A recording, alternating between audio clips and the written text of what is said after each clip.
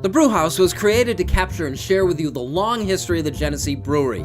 But the brewery itself isn't half as interesting as the beer and the people who make it. Visit GeneseeBrewhouse.com.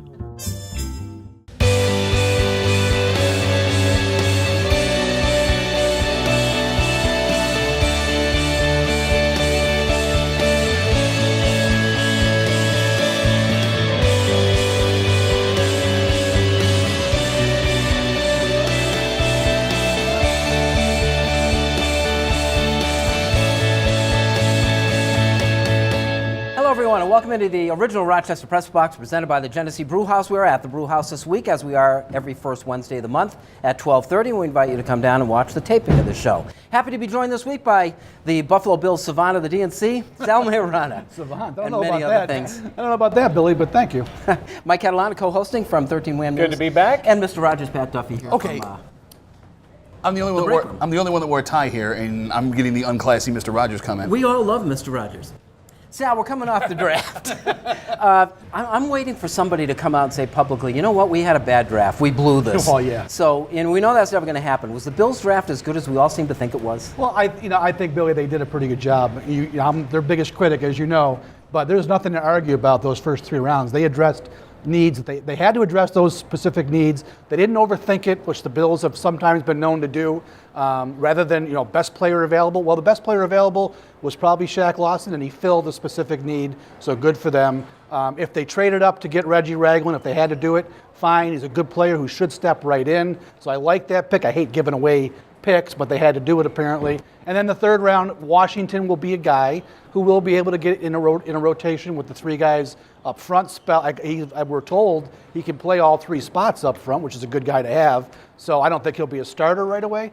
But yeah, I mean, their defense had plenty of holes, and they had to address them, and good for them. They didn't pick a cornerback in the second or third round, right? If Sal can't find a fault with you, I mean, which one of us can, right? Well, it's not fault, but the reason I always say incomplete, and I think Sal would probably agree to this, is there's the second part of it, is can these guys play? Exactly. The plan that they had, I think they executed very well. And now you have to see how these guys go about it. But they're not just, they didn't appear to be, lost, like I think some of the teams did, where they just panicked maybe and made a pick.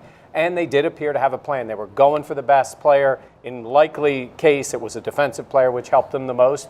And on paper, right now, it looks good. And then we all know the next step is, can these guys actually play? Well, you want to talk about the most invaluable pick, I think, of the 3 days, and everybody's disagreeing with me, but the Cardale Jones pick, and I'll tell you why. There's a pretty good chance, and I've on record on the show as saying, I think that Tyrod is gone no matter what at the end of next season. You have a guy that doesn't put immediate pressure on Tyrod, so you still get to put your arms around him and go, hey, well, you're our guy. We love you so much. But the physical attributes that guy has, if Greg Roman, who, by the way, has got to be salivating at a 6'5", 260-pound quarterback with a 65-yard standing still arm, if they can bring him along to what they believe he can be for a fourth-round pick, you hit everything you needed to. Tyrod's happy, you got your guy possibly of the future, and, EJ gets to hang around for another year. That's the one pick that I had a little bit of question about. I just don't like picking, especially at that position, a guy who's got 11 college starts. I mean, there was a lot of warts on Connor Cook, for instance, with the leadership, not being a captain. The kid played 53 games. Yeah. Kevin Hogan played, I think, about 50 games at Stanford. Now, yeah, they don't have the physical skills and maybe the potential that Cardale Jones has, but I am really wary about a guy who not only played 11 games, but when he got the chance to start in 2015, couldn't hold the job at Ohio State. So I'm concerned about that. It's a valid point, but I look at it this way. You draft a guy like Cook, he can do nothing for you this year at all. With Greg Roman, we know he loves to throw wrenches into the offense. They will be using Cardale Jones in some way this season. Well, that's interesting, because that would mean that he's the backup, I would think. I don't think that's going to happen. No, but if you're going to use him, I'm saying he has to be active in the game, and that maybe moves into two. And I'm going to tell you, EJ had his chance to prove last year he can be the effective backup, and he didn't do it. I'm guessing he's going to get one last chance to show that, but if he's ineffective at any point, I think we could see, maybe that's down the line, to see the switch. The one thing I will say about Jones and that potential, I like it too, and I think the idea of him losing the job at Ohio State also comes with the fact that they had competent quarterbacks behind him, and they were playing for a national championship. In another setting, he might have held on to his job. He never lost a game. You don't lose at Ohio State. That's true. But they had really good guys to potentially play, and they were up for a national championship. The way I read the Cardell Jones pick, I don't think there's any way, and I don't think the Bills would publicly say it, there's no way that kid's ready to be the backup quarterback this year. He's got so much work to do with everything. And again, it's not all about 6'5", 250, can throw the ball, through a brick wall. He's got to learn how to play the game, read defense. There's a million things that go into it. He's nowhere close. And again, the Connor Cook point and the Hogan point, seniors, 50-game players, they've done all this in a pro-style offense, by the way. They made this pick convinced that E.J. Manuel, who they think is in the top half of backup quarterbacks, which may be true, by the way. They're going into this year, it's his last year with the Bills. He'll be the backup, and they're going to hope that they can get Cardell Jones ready to play in 2017. And even then, he might only be a backup quarterback. Yeah, he is what he is, a fourth-round draft pick. This portion of the original Rochester Press Box presented by the Genesee Brew House, that is where we are. We're going to talk about the New York Yankees next.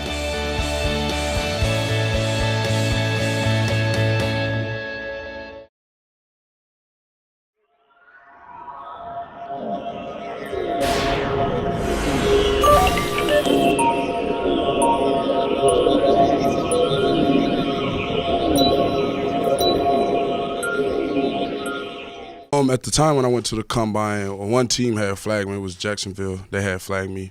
Everybody else had passed me. And when I went back to the recheck, a lot of teams said my range of motion was great. Everything was great. I can prove. I sent a video out Monday to all 32 teams of my bench press and a whole full shoulder workout.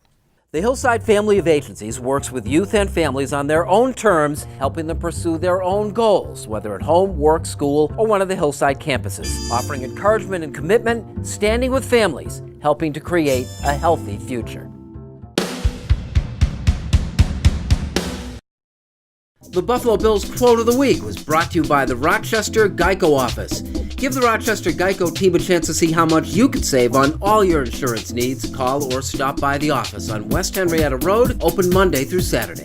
Quote of the Week by Geico Rochester. Mike, what do you think? I like it, and I agree with Sal in this. I think if you have a player that you drafted high, like they did, and you know he would get big money, and you want to sign him, he wants to be with you, pay the guy. It's a left tackle. The guy has performed well. He doesn't have the Pro Bowls and things like that because I think some of that is reputation. I think it's on the way with the guy. I think he's an excellent player. They're the kind of guys you have to keep on your roster. I think it's a good move. This portion of the original Rochester Press Box presented by the Genesee Brew House is brought to you by our friends at the Hillside Family of Agencies.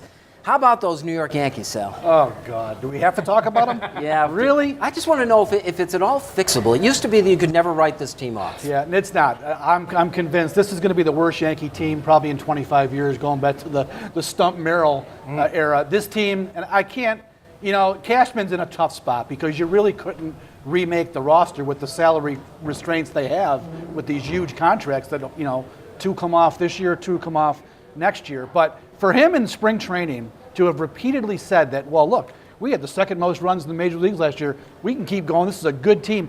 They're 1 year older. They're going to get hurt. They've already started. A-Rod's going to be out now with a hamstring. This roster is broke. It cannot be fixed until these guys with the big contracts that are 40 years old are off the team. Sal, I was watching the broadcast. They were promoting the game coming up, and they said the resurgent A-Rod. I tweeted it. The promo for the resurgent Alex Rodriguez. The resurgent Alex Rodriguez leads the Bombers against the Orioles. He's hitting 195. How resurgent could he be? No, they're a bad team. They are a bad team that I am convinced will finish in last place. They're the worst team in that division.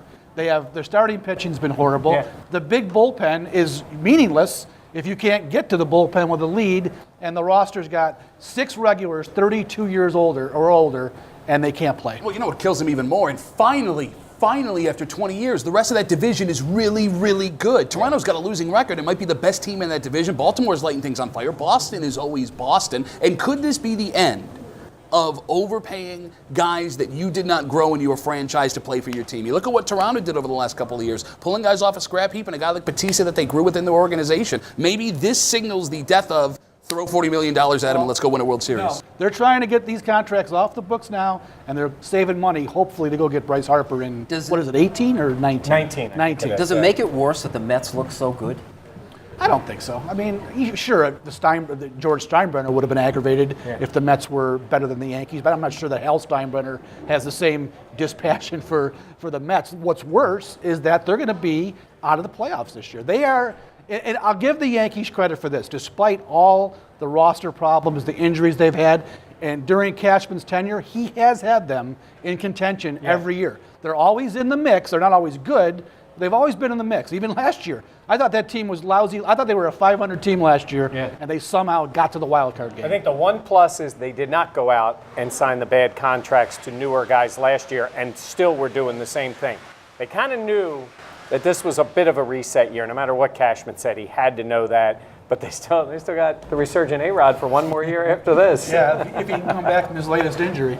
This portion of the original Rochester Press Box presented by our friends at the Hillside family of agencies. Like it or not, is next.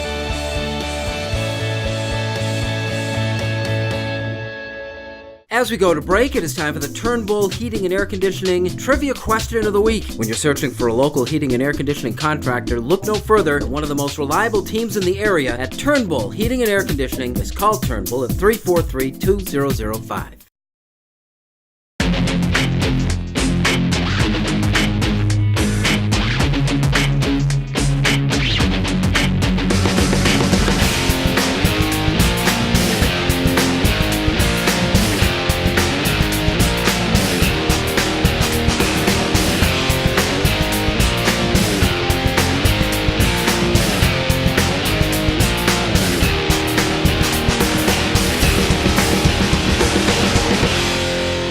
As we come back from the break, time for the answer to the Turnbull Heating and Air Conditioning Trivia Question of the Week. When you're searching for a local heating and air conditioning contractor, look no further than one of the most reliable teams in the area at Turnbull Heating and Air Conditioning. Just call 343-2005.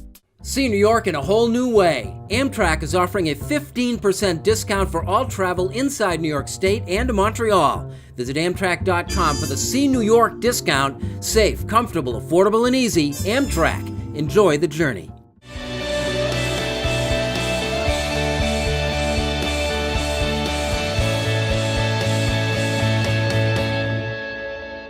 Welcome back. This is the original Rochester Press Box presented by the Genesee Brew House, and this portion, like it or not, presented by Amtrak Trains. Mike, like it or not, the Eagles trading Sam Bradford, should they?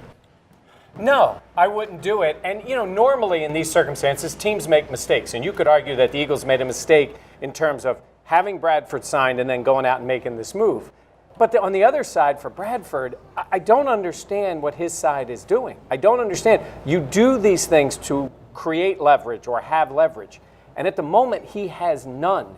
There is not a team out there that is desperate for a veteran quarterback. Now, that may happen in July or August if somebody has an injury, but no one is desperate for them. The other teams all made other moves.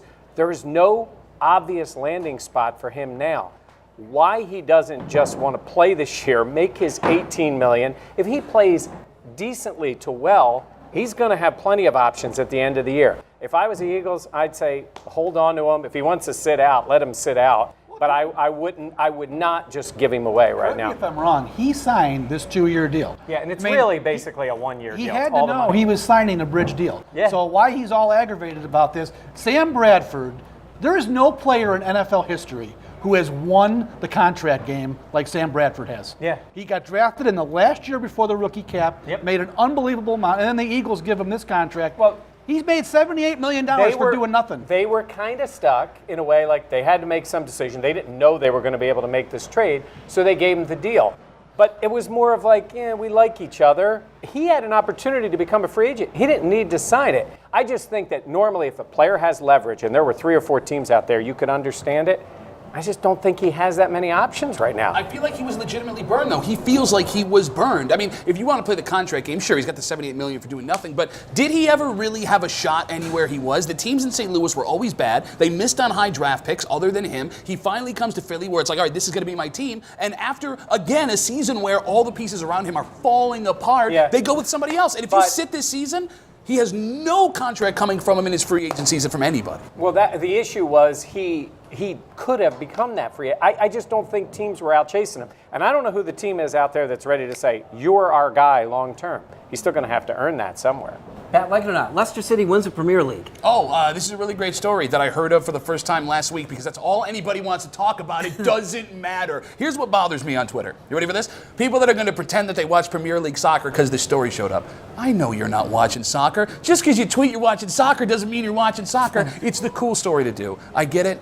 I don't care. I can't name one player that plays Premier League soccer. But yet I feel like we missed the. Oh, Sal, I know you want to say something about it. We No missed the boat interest. on this somehow. I don't have any interest in soccer. I don't even want to be talking about it. So go ahead, handle this one, Mike. I'm not a guy at all for Premier League soccer. It's not me. But come on, it's a team that had never won in 132 years. They have no payroll. Their payroll was minimal, and they were 5,000 to 1 shot to win. That's the cool part of it.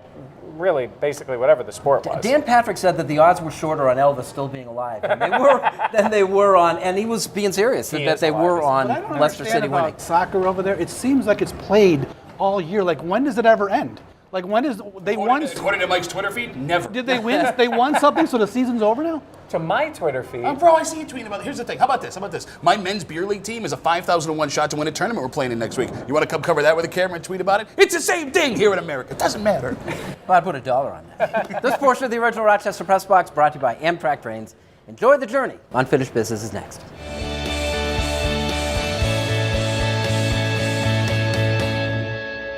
The Rochester Press Box Stat of the Week, brought to you by Cariglio's Pizza, with 5 locations serving the Rochester area. Visit carigliospizza.com today.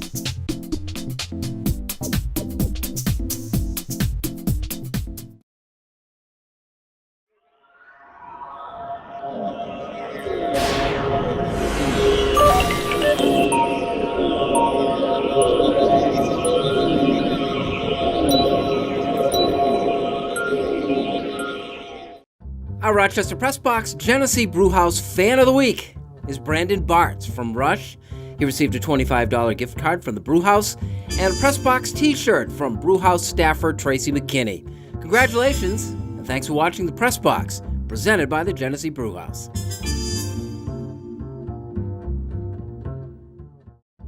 Make your day supreme with a new Bacon Supreme Omelet Breakfast Sandwich, loaded with peppers, onions, potatoes, and topped with 2 slices of cherry wood smoked bacon and cheese, all in a freshly baked croissant. America runs on Dunkin'.